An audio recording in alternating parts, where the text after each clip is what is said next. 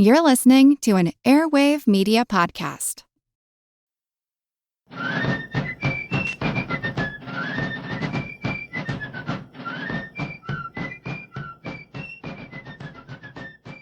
Hello, and thank you for joining The American Revolution. This week, episode 276, Mutiny in the Continental Army. Now, this week we're going to take a look at one of the darkest hours of the American Revolution. I've spoken before about the miserable neglect and living conditions of the soldiers throughout most of their enlistments, but especially during winter encampments. Over the winter of 1780 to 81, most of the attention was going to Nathaniel Greene's efforts to recover control of the southern states. Now, even Greene could not get the food and equipment he needed for his soldiers in the field. Up north, the Continental Army remained in a stalemate. General Washington could not get enough men together to make a credible attack on the British in New York. He continued to beg Congress and the states for food, uniforms, and munitions so that his army could do more than slowly starve and rot away. Many of the men had to share clothing in order to go outside, as their clothes had long worn out and fallen apart. They did not receive enough food to survive, and many showed signs of long-term malnutrition. It was no surprise that men who had sacrificed years of suffering for the cause felt like they were being ignored and their efforts unappreciated by a civilian population. Washington had only 5,000 or 6,000 men under his command during the winter encampment. To help spread out the logistical needs of his army, he kept about half of the army up around New Windsor, New York, just a few miles upriver from West Point. Most of these forces were from New England. The other half of the army was camped in and around Morristown, New Jersey, and these were soldiers mostly from the Pennsylvania and New Jersey lines. The senior officer at Morristown was General Anthony Wayne. Now, New Year's Day, 1781, was treated as a holiday. General and Mrs. Washington received visitors at his temporary headquarters. The officers organized parties for themselves. The enlisted men were released from drill and most other regular duties, and they received a half pint of rum or other liquor to celebrate the new year. Many soldiers, however, were not in a celebratory mood. The lack of adequate food, clothing, and shelter was nothing new. But the new year also brought another point of contention. Most of the Army had signed up for long-term enlistments at Valley Forge over the winter of 1777 to 78. These enlistments were for 3 years or the duration of the war. Most men interpreted that as meaning that they would serve for the duration, unless the war lasted more than 3 years, in which case their enlistment would be done at the end of those 3 years. Congress, however, decided to interpret the enlistments as meaning that they would serve for the duration of the war, no matter how long that was, and that if the war ended early, they could still be held in service for up to 3 years. On top of that, many soldiers had not received their promised enlistment bonuses from when they had enlisted years earlier, nor the pay they were supposed to receive, meager as it was. At the same time, new enlistees were receiving $27 in silver as well as a promise of 200 acres of land when the war ended. It was only through those generous benefits that Congress could attract any new men to enlist. The men who had fought for years, though, were not offered anything comparable. Now, many of those who had served for more than 3 years felt that they had done their part for the effort and were ready to go home. Some of them were still willing to fight for the cause, but they believed they had the right to re-enlist and to receive the same signing benefits that new enlistees were receiving. The men had taken up these issues with their officers, who had passed along the complaints up the chain of command. As commander, Washington had received these complaints and repeatedly warned Congress and the states that leaders needed to offer something to these men who continued to sacrifice so much on behalf of their country. Congress and the states offered almost nothing. Instead, they continued to put off the issue, citing lack of resources. Unlike the modern U.S. Army, the Continental Army tended to keep its regiments grouped by state and locality. The Pennsylvania line consisted of recruits from Pennsylvania, which had provided 13 regiments to the Army. Over the years, though, these regiments had shrunk to the point where they were considered hollow, in other words, not enough men to constitute a real regiment. So in 1780, officials decided to consolidate the line into just 6 regiments, and that consolidation was also supposed to take place starting on January 1st. On New Year's Day, the men of the Pennsylvania line gathered to drink and discuss their problems. Their officers were mostly off attending parties, leaving the men to themselves. Since their officers had been unable to address their grievances for years, the soldiers decided that they needed to take up the issue directly with government officials. They would abandon their officers, march to Philadelphia, and take up their concerns directly with the Continental Congress and the Pennsylvania state government. The men agreed to follow the authority of non-commissioned officers, who in turn formed their own internal chain of command under the leadership of a board of sergeants. The goal was to maintain order and discipline during the march without the leadership of any commissioned officers. Now, that night, the officers reported a skyrocket being fired as a signal for the men to turn out and prepare to march. Lieutenant Francis White attempted to stop a group of soldiers. They shot him in the thigh and continued on their way. Captain Samuel Tolbert took a more aggressive approach, using his sword to attack a non-compliant soldier. And that soldier, Absalom Evans, responded by shooting Captain Tolbert. Another officer, Captain Adam Benton, attempted to stop a soldier and was shot in the gut. There were numerous accounts of attacks like this, with injuries reported on both sides. Captain Benton, however, would be the only officer to die from his wound. With the officers cowed, the soldiers seized their artillery and tried to encourage their more reluctant comrades to join them. According to some later accounts, some men or even entire regiments were forced at bayonet point to join the march. Soon, the Philadelphia line was on the march toward Philadelphia. Now, General Anthony Wayne had heard the gunfire and left his 36th birthday party to rush to the camp. Along the way, he encountered some of the mutineers marching down the road. Wayne tried to appeal to the men, promising to raise their concerns himself. But the men had heard such promises before and were unconvinced that the general could do anything to relieve their condition. Soon, one of the men fired a shot over Wayne's head. In response, Wayne opened his coat and said, quote, "If you mean to kill me, shoot me at once, here, in my breast." A spokesman for the group responded that they had nothing against General Wayne and wished him no harm, but that they were determined to bring their complaints directly to Philadelphia. By 2 a.m., more than 1,000 soldiers of the Pennsylvania line were in formation and marching away from camp. Wayne returned to his headquarters to write Washington about what had happened. Washington received the letter the following day and immediately wrote back to urge Wayne to stay with his troops and to urge them to stop and negotiate with him before reaching Philadelphia. Washington also warned Wayne not to use force against the mutineers for fear of driving them to the British in New York. By the evening of January 3rd, Wayne caught up with the army, now 1,500 strong, and camped at Middlebrook, New Jersey. Wayne got an agreement to meet with the Board of Sergeants to discuss the situation, but the army rose the following morning and continued their march anyway. By afternoon, the column reached Princeton and stopped again for the night. Washington was not the only officer who thought the mutiny might help the British in this fight. The British commander, General Henry Clinton, also received news of the mutiny about the same time as Washington.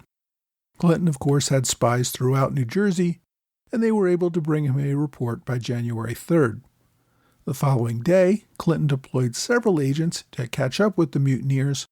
He promised all of them a full pardon and the protection of the British government, as well as promising to pay the men all of the back pay that they were owed for their Continental service, with no obligation to serve in the British Army.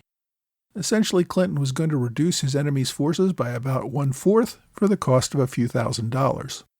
The same day Clinton deployed his agents, January 4th, Wayne received a list of demands from the Board of Sergeants. Their primary demand was that the 3-year enlistments be honored and that no soldier be forced to serve beyond 3 years unless he re-enlisted voluntarily. The men also wanted their promised back pay and bounties, as well as clothing allowances. Essentially, they were asking for the government to keep promises that it had already made. The sergeants demanded that all of these demands be met within 6 days in full, or they would continue their march to Philadelphia. Wayne agreed the demands were reasonable, but also knew that he had no personal authority to grant these demands. Any agreement to these demands had to come from Congress or the Pennsylvania Assembly. Wayne proposed a meeting of sergeants with a representative of the Pennsylvania Council in Trenton. As the Army awaited a response from Philadelphia, the British agents reached Princeton. 2 New Jersey Tories, John Mason and James Ogden, delivered the British offer to the Board of Sergeants. The president of the Board of Sergeants, John Williams, immediately took the 2 men into custody and informed General Wayne. The mutineers wanted no suggestion that they were betraying their country or the cause for which they had been fighting for so many years. They merely wanted the government to fulfill the promises made to them when they enlisted. Back in Philadelphia, politicians took word of the approaching mutineers very seriously. The president of Pennsylvania, Joseph Reed, agreed to ride out to Trenton and negotiate with the men directly. Now, Reed is someone I've mentioned many times before. He was a Philadelphia lawyer before the war. When Washington received his first commission in 1775, Reed accompanied the new commander-in-chief to Boston and ended up serving as his first aide-de-camp. The 2 officers had a falling out when Washington accidentally read a letter from General Charles Lee to Reed in late 1776, where it became clear that Reed supported Lee replacing Washington as commander-in-chief. Reed did stop serving as Washington's aide-de-camp, but he never formally resigned his commission, but he did leave active duty and went into politics. He served in the Continental Congress for a time before being elected president of Pennsylvania. Reed was considered a radical patriot. He was Benedict Arnold's main nemesis when Arnold served as military commander of Philadelphia, and Reed was the main man responsible for Arnold's court-martial. When Reed arrived in Princeton on Sunday, January 7th, he was surprised not to find an unruly mob of mutineers, but an organized military camp, where the men met him with a ceremonial formation and salutes, with the sergeants acting as regimental officers. The men presented their demands for discharges, back pay, and compensation for the depreciation of pay that was to have been given years earlier. Reed balked at the idea of a blanket discharge for all the soldiers. He countered that some of the men had actually re-enlisted and extended their enlistments voluntarily. He did agree, however, that those men who had served at least 3 years without agreeing to additional time should be discharged. He also demanded that the Loyalist agents who had come with General Clinton's offer be turned over for trial. The mutineers turned over the agents, who were tried and hanged the following day. Reed's demand that each enlistment be reviewed individually bought him at least a few weeks. The Army needed time to get all the enlistment records and check through them. But in the end, more than 1,300 soldiers were discharged. That's more than half of the entire Pennsylvania line. The remainder were redeployed to Pennsylvania, where they could engage in recruitment for a possible spring offensive. So by the end of January, the Pennsylvania line mutiny was over. Pennsylvania, however, was not the only line that felt frustrated by its treatment. One important concern that Washington had over negotiating with the mutineers was that it would only encourage more mutinies. And on that point, he was not wrong. The New Jersey line was in winter quarters at Pompton, New Jersey. The soldiers there had many of the same complaints and quickly became aware of the Pennsylvania mutiny. So they decided to march from their camp at Pompton to meet with the New Jersey commissioners at Chatham, a few miles to the south. This march began on January 20th, while the Pennsylvania mutiny was still being resolved at Princeton. This group of New Jersey mutineers was much smaller than the Pennsylvania mutiny, only a few hundred soldiers. The mutineers met with the New Jersey commissioners at Chatham on January 23rd. The commissioners offered the men a pardon and updated the men on resolving their grievances. The men demanded discharges for those whose enlistments were complete. On this point, the commissioners refused to grant anything and demanded that the soldiers return to camp before anything could be resolved. The mutineers then marched back to their camp at Pompton. For Washington, however, this second mutiny confirmed his fears that the army might fall apart unless he made an example. Washington received news of the New Jersey Mutiny on January 21st. He immediately ordered General Heath to assemble a force of 500 or 600 New England Continentals to quash this mutiny. Once Heath had assembled the force, Washington showed up at West Point and gave command of this brigade to General Robert Howe. Now recall that Howe was from North Carolina. He had once commanded the Southern Army, but was sent up north after engaging in a duel with Vice President of South Carolina, Christopher Gadsden. Washington's orders to Howe called for him to put down the mutiny in a way that would serve as an example to others. He was not to negotiate with the mutineers at all, but to demand unconditional submission. If he succeeded in compelling their submission, Washington ordered Howe to try and hang several of the ringleaders immediately. Despite the fact that the New Jersey line had already marched back to their camp and were back where they were supposed to be, General Howe marched his men on a night march and surrounded the camp. By January 25th, Howe had most of his men in place, but sought to get an update on the situation. Officers reported that the men had returned to their barracks, but were still demanding their discharges, refusing to obey most orders, and had even threatened to run through one officer with a bayonet. Before dawn on the 26th, after surrounding the camp with infantry and artillery, Howe ordered the mutineers to turn out and assemble without their arms. The men complied.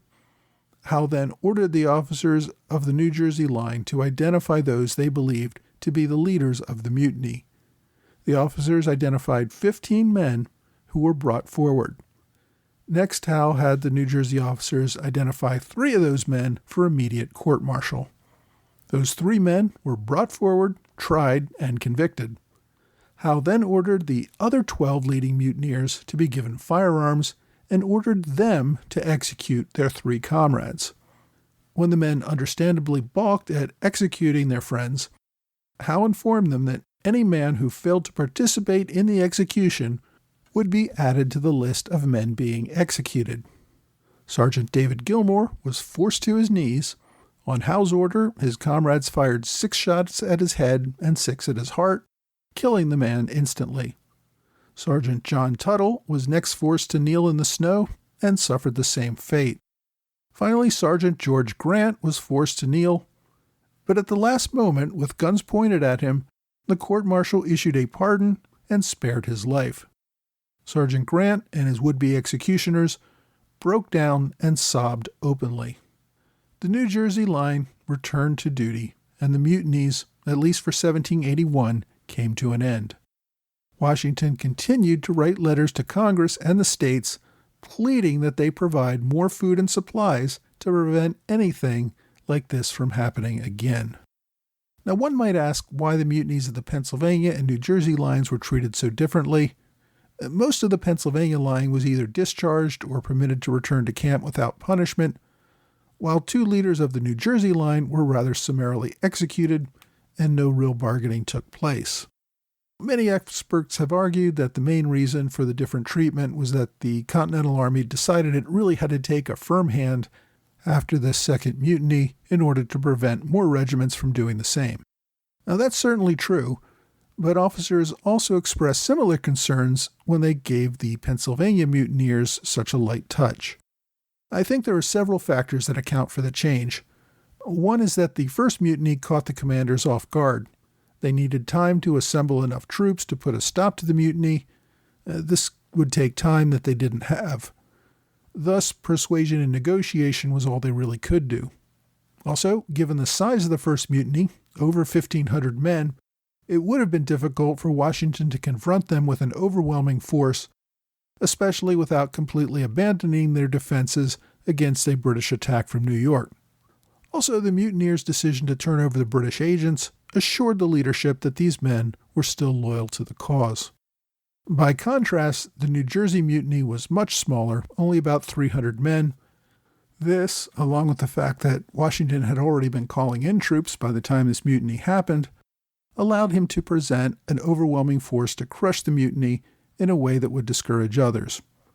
Washington needed to establish that the Army was not a democracy and that disobedience to the chain of command would not be tolerated, regardless of the reasons. This response seemed to have its intended effect, and the rest of the winter remained quiet. Next week, we return to the South as Colonel Bannister Tarleton attacks the Continental Army at the Battle of Cowpens.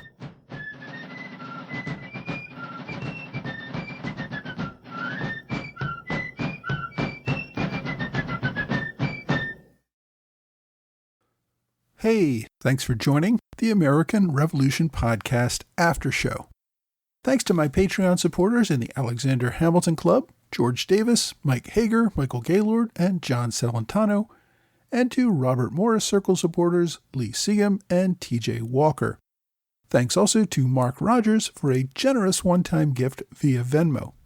For those of you who don't want to become ongoing supporters, I very gratefully accept gifts via PayPal or Venmo with links on my website. Now, this week's topic was a tough one for me. Despite the many atrocities we've seen in this war, I have to admit I found the execution of the New Jersey leaders by their own men to be particularly disturbing. Imagine having served faithfully for so many years, undergone so many deprivations, and being executed essentially for just complaining about it. I get that military discipline may require such measures, but I can't help but put myself in the position of one of these mutineer leaders. As he kneeled in the snow, awaiting execution by his comrades, what could he have thought about the cause for which he had fought, and of the leaders that seemed to throw away his life so easily? If he had been fighting for freedom and liberty, this really didn't look like it to him. Of course, leaders like Washington had to look at the bigger picture. Armies do require discipline, and this was not the first time Washington had ordered the execution of deserters. It certainly wouldn't be the last time either. All armies throughout history, to one degree or another, use the threat of force to keep their men in line. Keeping an army obedient is fundamental to the organization necessary to win the war. I guess if you are a military commander, this sometimes requires that the fighting men fear disobeying you. Interestingly, the one sergeant who was ordered executed and then who was pardoned at the last minute reportedly remained in service and fought at the Battle of Yorktown. Rather than continue to hold a grudge, the mutineers appeared to be contrite later and actually ashamed of their actions. Most of them went on to loyal service for the rest of the war.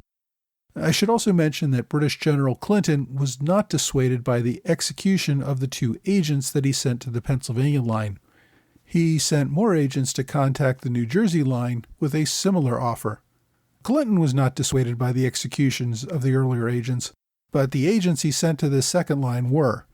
It was reported that the agents skulked around the edge of camp, but never made actual contact with the New Jersey mutineers. If you want to read more in detail about these mutinies, my book recommendation this week is called Rebellion in the Ranks: Mutinies of the American Revolution by John Nagy. Much of this book focuses on the mutiny of the Pennsylvania line, and that topic alone takes up nearly a third of the book's main text, which is about 300 pages. This was the first of several American Revolution books that Nagy wrote. He was a former president of the American Revolution Roundtable of Philadelphia. He also apparently lived within a few minutes of where I live in southern New Jersey. Unfortunately, I never had the privilege to meet him. He passed away about a year before I began this podcast. But if you want to learn more about this week's topic, Rebellion in the Ranks is the best book that I've found. If you don't want a whole book on this topic, but you do want to learn a little more, my online recommendations are 2 articles from the Online Journal of the American Revolution.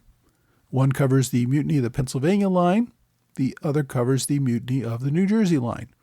Both of these articles were written by Michael Schellhammer and published in 2014. They're, of course, available online, and I've included links to them on my blog and website. I'll also note that I have a rather large number of links this week on my blog, which go to the considerable correspondence that took place over these mutinies. These links are all from founders.archive.gov, which is part of the National Archives. Together, I think these letters are a very interesting read. Those links are all at the bottom of my blog for this episode, which of course you can find at blog.amrevpodcast.com. Before I get to this week's question, I have to note that this week's episode marks my 6th anniversary since starting the American Revolution podcast. As has been my tradition during these anniversary episodes, I want to give a few quick statistics about my podcast and our milestones.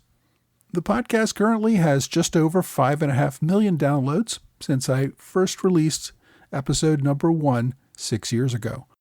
I can't tell you how gratifying it has been that so many people have enjoyed this podcast. The fact that so many people are interested in this topic and are even willing to listen to me drone on about it for Lord knows how many hours over all this time, I really do appreciate it. It really does make me happy that so many people do enjoy it. Now, like last year, New York has the highest number of downloads of all 50 states. California is in second place for the last year, although I will note that in recent months, Pennsylvania has pushed past the much larger California, putting California into third place. Now, when we factor in population, of course, the big states don't have that advantage. D.C., once again, has the largest number of downloads per person, but until D.C. gets statehood, the largest state downloads per person is Vermont for the second year in a row, followed by Massachusetts, New Hampshire, Pennsylvania, and Rhode Island. As I said, I have listeners in all 50 states, but in terms of total downloads, South Dakota comes in last, and when we look at downloads by population, Hawaii once again takes last place. Worldwide, it's not surprising that more than 90% of my listeners come from the U.S. Canada is the next largest, followed by Australia and then the UK. Of non-English-speaking countries, Germany comes out on top. There are a few countries, mostly in Central Africa, with 0 downloads, but the big disappointment for me again this year is China, with only 2 downloads in the entire last year. I suspect the podcast might be blocked in China because of security concerns about spreading the idea of overthrowing a tyrannical government. Again, though, thank you to everyone who listens to this podcast. I very much appreciate your interest in the American Revolution generally and my podcast specifically. My question this week asks, wasn't George Washington actually more English than the German George III? Was this issue that the American colonists saw themselves as Englishmen being ruled over by non-English people? Well, I think one of the problems of defining nationality is that ancestors pretty much always come from somewhere else if you go back far enough. Now, it is true that George I and George II were both from Germany, had German wives, and barely spoke English. George I was George III's great-grandfather, George II was his grandfather, and of course George III's father, who would have been next in line, died before George II did, so we skipped a generation to George III. But the fact that kings were not English was really kind of the norm in Britain. For centuries, most monarchs were either born abroad, this includes the German states, France, the Netherlands, or they were descended from someone who was. And no one really seemed to have a problem with any of that. George III was actually more English than monarchs had been in quite some time. He was raised in Britain, and he spoke English as his first language.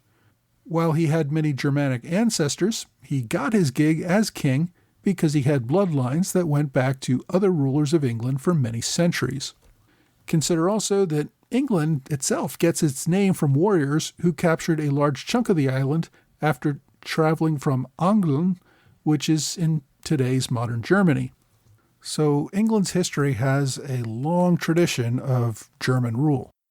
Now, George Washington's ancestors did come from England, where his family had lived for centuries, but before that, Washington's family is believed to have come from Normandy and Scandinavia.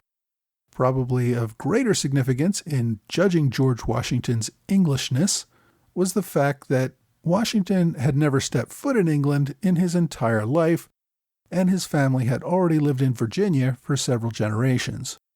The king's national heritage was never an issue in the American Revolution. In fact, initially colonists had tried to get the king to take their side against Parliament. It was only after the king sided with Parliament that the colonists decided to reject the king entirely. It was the king's actions, not his ancestry, that led to independence. If you have a question you'd like me to answer, please reach out to me either via email or on Twitter, Facebook, Quora, or Reddit. Well, that's all for this time. I hope you will join me again next time for another American Revolution podcast.